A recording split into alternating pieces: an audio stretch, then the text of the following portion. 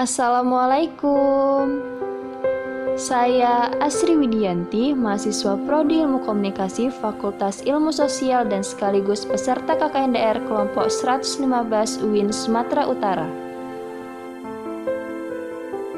Seperti yang kita ketahui, di masa pandemi COVID-19 kita harus menjalankan protokol kesehatan yang ada agar terhindar dari bahaya COVID-19.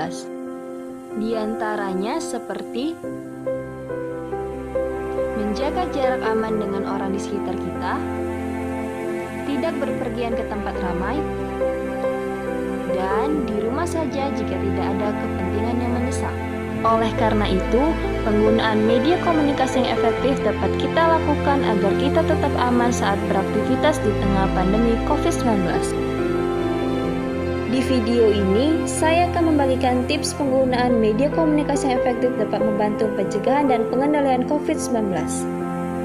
Langsung saja, yuk kita simak penjelasannya. Tahukah kamu bahwa penggunaan media komunikasi yang efektif dapat membantu pencegahan dan pengendalian COVID-19? Media komunikasi merupakan salah satu unsur yang mempengaruhi dalam berkomunikasi. Komunikasi sendiri merupakan proses pertukaran informasi antara komunikator dengan komunikan dengan menggunakan media maupun tanpa media. Meskipun media komunikasi bukan merupakan unsur terpenting dalam komunikasi, tetapi dalam beberapa hal media komunikasi juga diperlukan dalam proses berkomunikasi. Mengapa demikian? Mari kita lihat lebih jelas lagi tentang media komunikasi. Media komunikasi adalah alat atau sarana yang digunakan dalam proses komunikasi. Kemudian, media komunikasi dibagi menjadi dua.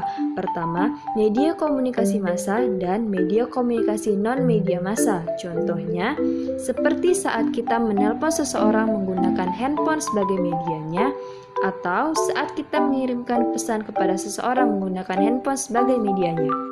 Sedangkan media massa dibagi menjadi 3 bagian lagi, yaitu yang pertama, media cetak seperti koran dan majalah. Yang kedua, media elektronik seperti radio dan televisi. Dan yang terakhir, media online, contohnya media sosial. Lalu, bagaimana tips penggunaan media komunikasi yang efektif di tengah pandemi COVID-19?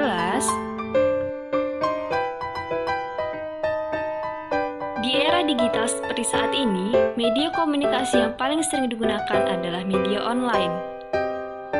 Karena dianggap lebih cepat dan lebih praktis dalam menyajikan informasi yang lebih beragam dibandingkan dengan media komunikasi lainnya. Dengan adanya media online, maka pemberitaan-pemberitaan terkait COVID-19 akan lebih mudah dijangkau. Akan tetapi, tidak berhenti di situ saja, karena penyajian informasi dalam berita online dinilai lebih cepat dan beragam dibandingkan dengan media lainnya. Terkadang, banyak informasi hoax yang beredar di media online. Oleh karena itu, tips pertama, lebih selektif dalam memilih informasi yang beredar. Sebaiknya, kita tidak berlebihan dalam mengkonsumsi suatu informasi dan mengetahui informasi apa yang benar-benar kita butuhkan dalam menghadapi pandemi COVID-19, serta tetap mencari tahu kebenaran dari sebuah informasi agar terhindar dari hoax. Tips yang kedua, sebarkan kebaikan melalui media sosial kita. Kita dapat mengunggah informasi yang menambah wawasan dan mengedukasi halayak media sosial kita tentang COVID-19. Dengan demikian, semakin banyak orang yang mengerti dan mengetahui bagaimana pencegahan dan penanganan COVID-19. Tips yang terakhir, gunakan media online sebagai media pertukaran informasi antar individu atau media diskusi kelompok. Kita dapat berkomunikasi dengan aman menggunakan media online agar terhindar dari bahaya COVID-19. Jadi, penggunaan media sosial efektif dapat membantu kita dalam pencegahan dan pengendalian COVID-19, dimulai dari diri kita sendiri lalu menyebarkannya ke orang lain. Tetap semangat, terus jaga kesehatan, dan jangan lupa terapkan adaptasi kebiasaan baru untuk terus mendukung pencegahan dan pengendalian COVID-19 demi kebaikan kita bersama.